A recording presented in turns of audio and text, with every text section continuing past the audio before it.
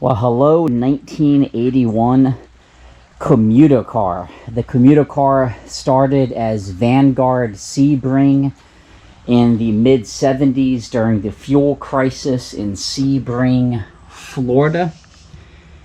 And in the late 70s, early 80s, it was bought out by Commuter Car, and they continued to produce these until, I guess it was 1983, maybe something around there. I don't have it memorized.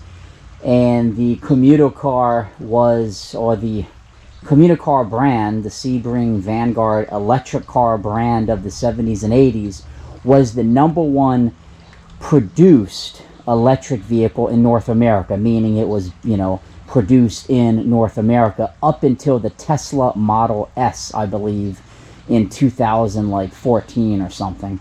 So it's kind of cool. I think it's still part of history. This started its life in Miami, Florida. It lived there for many years, and then it ended up in Lebanon, Ohio, and I purchased it from a gentleman in Lebanon, Ohio, about 570 miles away from where I live, and had it hauled back to my house, and I love it, even though it's not running yet. A very minor issue, which I'm going to fix. So I'm going to go and give you a walk around of it. The paint's really nice. Batteries are under this. I'll show you in the back. I have it open. All of the glass is okay. The decals are not bad for the age. Pretty minimalist interior, as you would expect. Let's go ahead and turn this on. You can see that the hot light comes on right away. So I'm pretty sure I have a temperature sensor. And then all of the lights on the inside function, as well as on the sides and front. It has Trojan batteries in it. The heat also works. The defroster as well. Go ahead and cut the lights off and cut this back off. But you might ask, what's the issue? The issue is the gentleman that owned it had it parked in a shipping crate at his property, and he drove it out in that dip. Something came loose, and even though the car and the batteries and everything charges, it wants to start the lights, it actually won't go when you press the gas pedal. It's a common issue from what I'm told. Page 24 of the service manual that came with it from the 70s talks about a test procedure to work on it, which I'm going to do in a couple weeks when I have more time.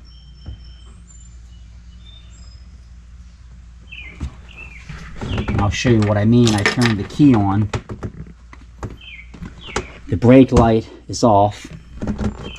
And I'm going to be very quiet here, but when you press the accelerator, it makes a noise, but it doesn't go.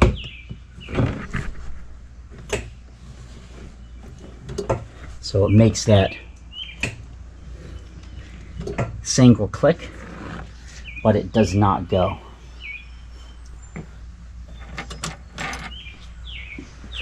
The work I need to do on that is fix this. I'll fix that starting issue, and then the glass on the other side is missing. And then these are where the batteries are going in the back. There's 4 back here and 4 in the front. These are Trojan batteries, a year old. The super cycling flooded batteries, so they can basically continue to be recharged. Batteries on these can be like $1,000, so I was happy that they're relatively new. The top is in really nice shape. The only damage here, a little bit of paint missing, a little bit here, but you can see there's really no cracks besides right here and right here, and I think it's because this door isn't hung great anymore. But there's no other real big cracks. There's a little tiny star crack here, but this is an ABS plastic body, so I'm told that is somewhat common on these.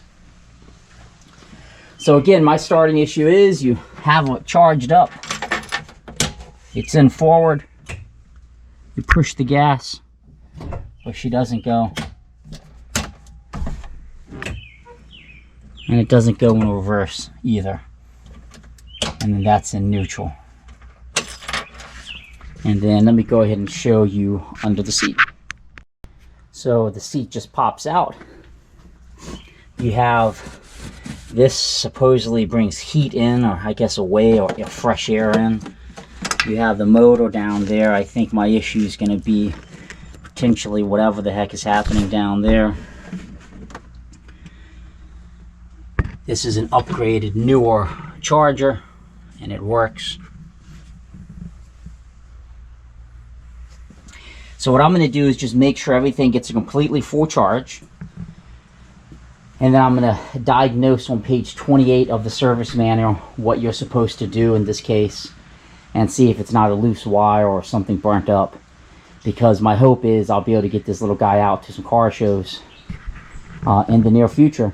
And there's an EV show happening in Maryland, and I think it would be wicked cool to take this 1981 Comuta electric to that show. So stay tuned on the blog, here on the YouTube channel.